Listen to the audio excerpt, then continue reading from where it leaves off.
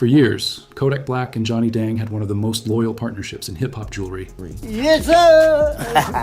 Yes, sir. Yeah, appreciate you all the time.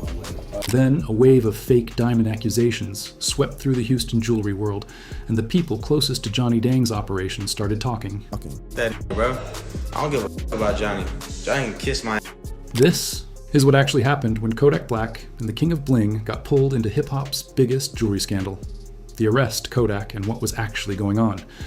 In early 2026, Johnny Dang got arrested. The King of Bling, the Houston jeweler, who had spent 2 decades icing out every major name in rap, was being accused of selling fake jewelry to the same artists whose names built his reputation.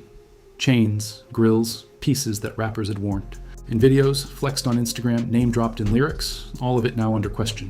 And Kodak Black, one of Johnny's most loyal, most consistent clients, had something to say about it. Kodak and Johnny go back not just a few years deep. He has flown private to Houston just to get permanent grills installed. He commissioned the world's first diamond-encrusted CO mask, a piece valued at over $30,000, straight out of Johnny's shop right after getting released from jail during the pandemic. He has been iced out during Super Bowl weekend, during birthday sessions, during private studio visits. He has driven to Dang's shop, flown in for Dang's shop, and publicly called him the King of Bling in interviews. This is a man who has spent years trusting Johnny Dang with his money, his teeth, and his image. So, when the arrest story broke, and Kodak's name started circulating alongside it, the expectation was fireworks. A man who trusted his jeweler for years, now finding out what he actually paid for, the reaction was supposed to be devastating. Here is what that reaction actually looked like. And man, you got me and Johnny back to back with it. That is, Kodak Black in Johnny Dang's shop picking up a new set of Skittles grills. Not a warning, not a confrontation, a fitting. Yes, sir! Yes, sir! Skittle. Yeah, we lit Skittle Grill, SG Skittle Grill, goddamn candy. Multicolored custom candy-themed grills commissioned from the man, who had allegedly just been arrested for selling him fake chains. Kodak is not pulling his business. He's not confronting Johnny. He is standing in the shop, picking up a new set and describing the color palette. And when the visit wrapped... Yes, sir! Yes, sir. Yeah, appreciate you all the time, my way. That is Kodak Black's reaction. Not a warning, not a confrontation, a thank you. Delivered the way you thank someone you have known for years and plan to keep going. The devastating reaction never came, at least not from Kodak. Now, the arrest. Itself, it was never confirmed. No DOJ filing, no Houston PD statement, no verified charges anywhere. What did exist, and what started all of this, was something more specific and more damaging than a police report. It was an allegation, a serious one, from people who had been inside the operation. Former employees going on camera, a 20-year associate going on record, all of them pointing at the same thing that Johnny Dang had been selling lab-grown diamonds, synthetic stones worth a fraction of the price of natural ones, misrepresented to clients as the real thing. Rappers paying VVS prices for CVD stones. People handing over 5 figures, 6 figures, or pieces they believed were rare, natural, certified diamonds, and getting something manufactured in a lab at a fraction of the cost instead. The person who blew it open was not Kodak Black. But to understand why this allegation mattered as much as it did, why it hit different from the usual hip-hop beef, you first have to understand exactly what Johnny Dang built, and what his name came to mean inside the industry before any of this started. Who Johnny Dang is, and why this accusation hits different. Johnny Dang was born Giang Antoine in 1973 in Dak Lak Province, Vietnam. He grew up learning jewelry making from his father. No electricity, no modern tools, just hands and craft in rural South Vietnam. His grandfather was also in the jewelry trade. The skill ran in the family, passed down across generations in a country that was still recovering from decades of war. When his father escaped Vietnam by boat after the conflict and eventually made his way to Houston, the family was split for years.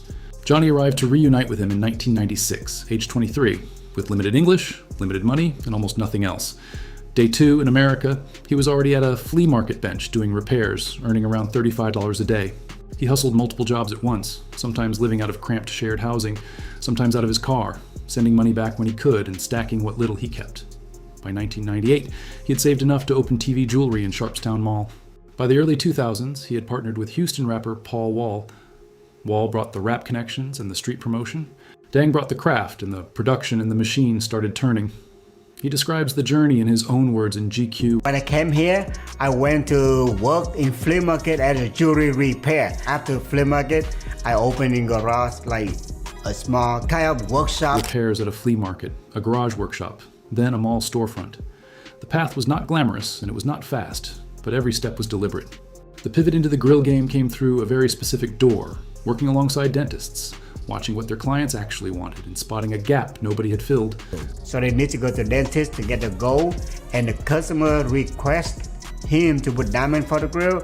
So I thought to myself, okay, I can do the gold and the diamond together too. That was the insight.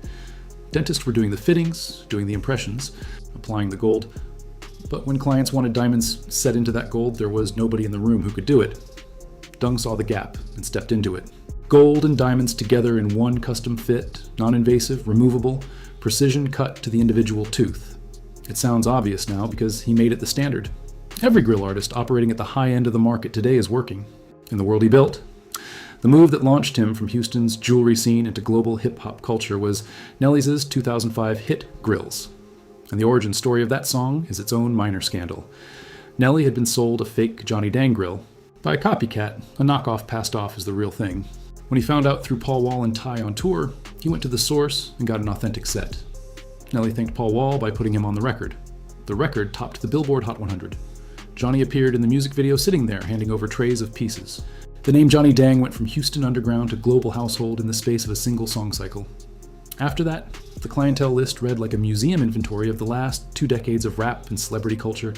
Beyonce, Jay-Z, Travis, Scott, who calls in birthday orders and gets a finished set in 2 days. Just Travis Scott, last week. I say, Johnny, I need a grill for my birthday.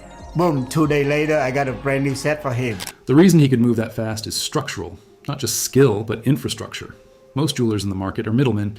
They design something, outsource the casting, outsource the setting, wait on delivery, mark up the price, and pass it on. Dang built his own manufacturing operation from the ground up, his own casting floor, his own setters, his own production. Timeline, no outside vendor waiting to bottleneck the order. In 2016, he and Paul Wall formalized that infrastructure by opening the world's largest custom grills and jewelry store at 6224 Richmond A in Houston, 14,000 square FT in-house manufacturing.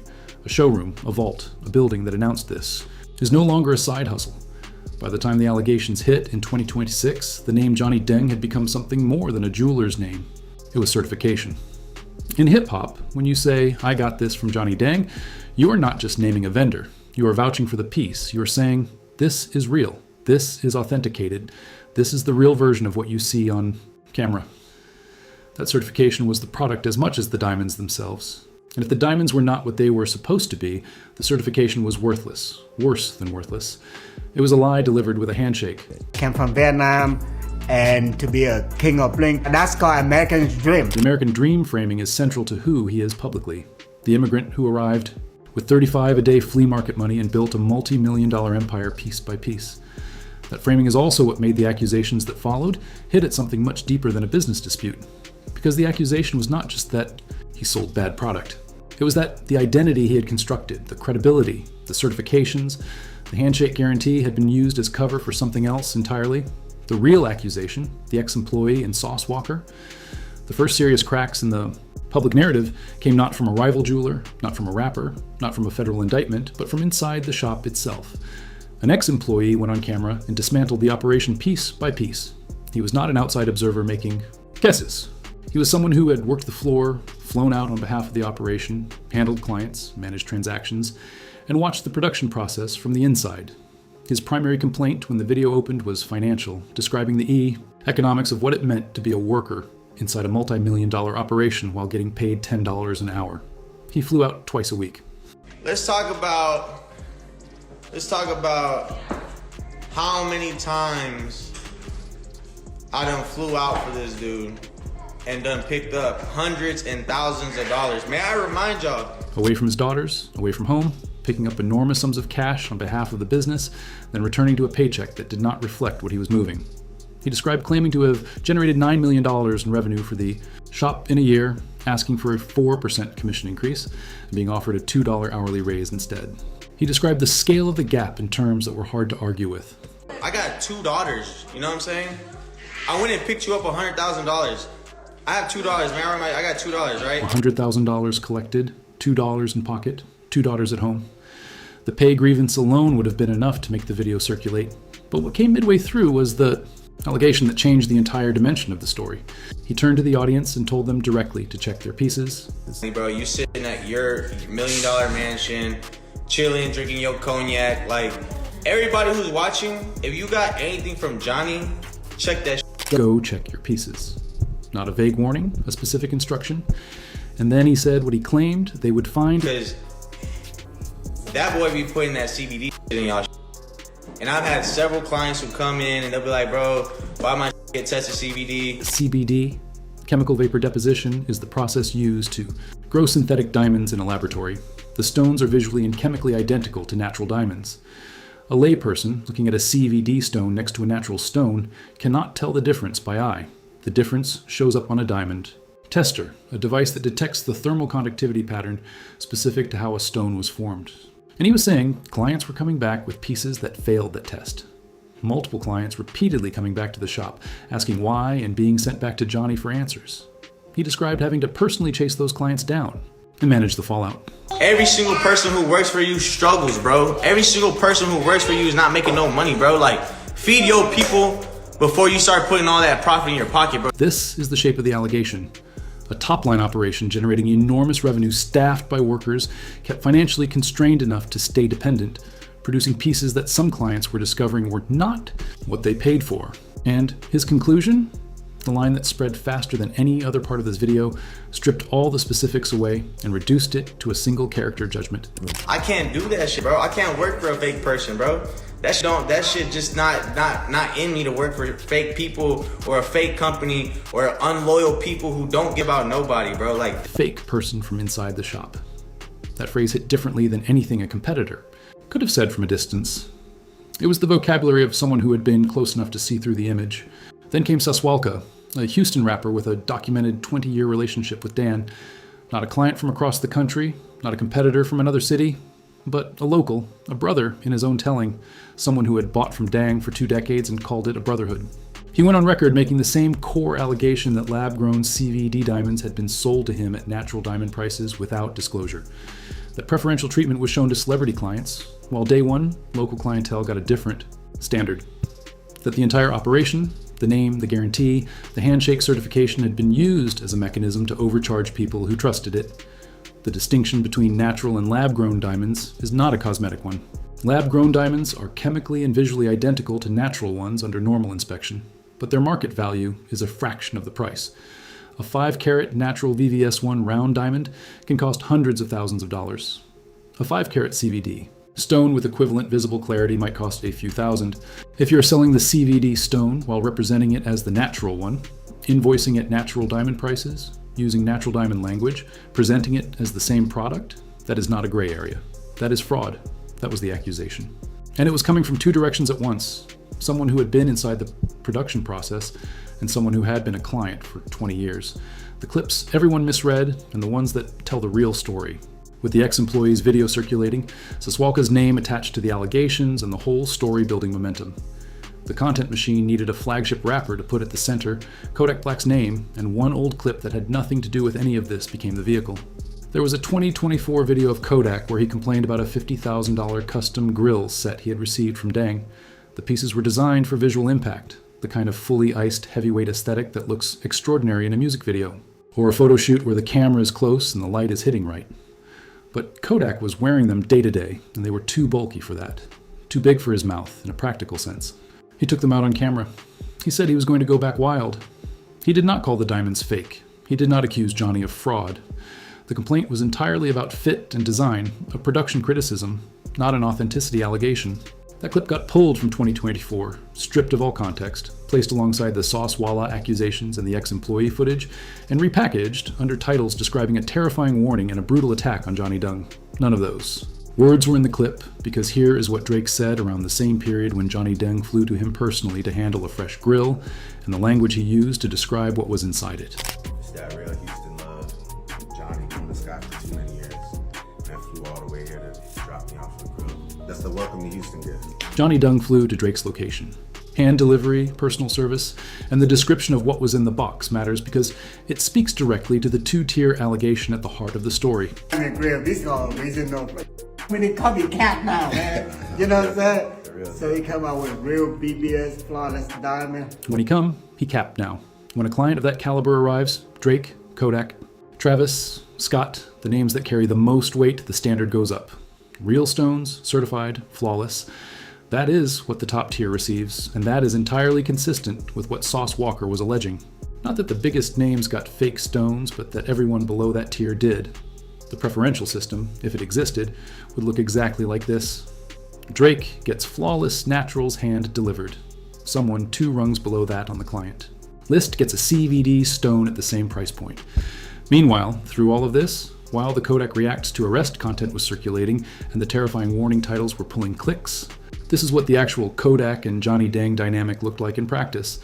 Not in a 2024 clip about a grill that was too big. In a more recent interaction that showed exactly the kind of relationship these two actually had. Kodak finding out something basic about his jeweler that he apparently never knew. Central America thing. So what's your deal for real, Johnny Dang? You Vietnam? Genuinely asking. Not hostile. Not suspicious. Curious. The way you get curious about someone you have been around for years but never sat down with long enough to ask the basic questions. Vietnamese. Original, baby. So that ain't like that ain't Korea. No, That's different from all that. Huh? different. Chinese, Oh, okay. Vietnamese. Yeah. That is the texture of a real lawn gunning relationship. Two people who have been in business together long enough to still be filling in the blanks about each other. There's no tension in that room, no grievance being processed. Just two people talking the way people talk when they have been around each other for years and are not performing anything for anyone. The terrifying warning narrative required a different version of Kodak Black, one who was furious, betrayed, ready to act. The actual footage across multiple clips showed someone who kept showing up to the same shop, kept commissioning new pieces, and kept leaving with the same sign-off. Long time, my man. Johnny Dung's response, the deepfake layer, and what is actually at stake. When the accusations broke from the ex-employee, from Saucewalla, from the wave of content that followed, Johnny Dung did not go quiet. He posted videos defending his work, calling out street jewelers and Chinese manufacturers he accused of flooding the market with copies of his designs and passing them off as authentic Dang pieces. He offered public diamond tests. He pointed to GIA certified inventory and made clear that his operation used certified stones. He positioned himself as the one being victimized by copycats, by competitors, by people who resented what he had built. In one response, the situation escalated, to the point where coverage described it getting genuinely ugly. Not the measured rebuttal of a businessman, but the raw pushback of someone who felt the floor shifting underneath him, but underneath the public counteroffensive. Something else was happening that made the entire situation significantly harder to navigate for the audience trying to follow it, and for Dung himself trying to contain it. A Houston outlet reported in April 2026 that Dung was actively battling a wave of viral AI deep fake videos, fabricated content that falsely portrayed him making admissions, getting arrested on camera, or confessing in his own voice to selling lab-grown stones as natural. These were not real. None of them were statements Dung actually made, but they circulated with the same velocity as the genuine allegations, landed in the same feeds, and were visually indistinguishable from real. Video to anyone scrolling quickly. Yahoo and Fox 26. Houston both covered the deep fake situation, framing it as a second front that Dung was fighting simultaneously. A manufactured crisis running alongside the real one. This is what made the ex-employee video carry weight that the deepfakes never could. A fabricated video has no anchor in lived experience. The ex-employee had a name, a face, a job history, a specific wage figure, a specific ask that was denied, a specific number, $9 million that he said he generated in a year. He had daughters, he had flights, he had the inside of a production. Process. None of that can be manufactured in post. And his final word on why he left stripped of everything else was one sentence: no loyalty. Johnny Dang's core celebrity clientele, publicly at least, kept showing up. But the dispute, the question of what was actually in those pieces, and whether the standard being applied to Beyoncé and Drake and Travis Scott was the same standard being applied to everyone else. That question had been asked by named people, with direct access on camera with specifics. And that kind of question, once it has been asked, that clearly does not disappear. It waits for an answer.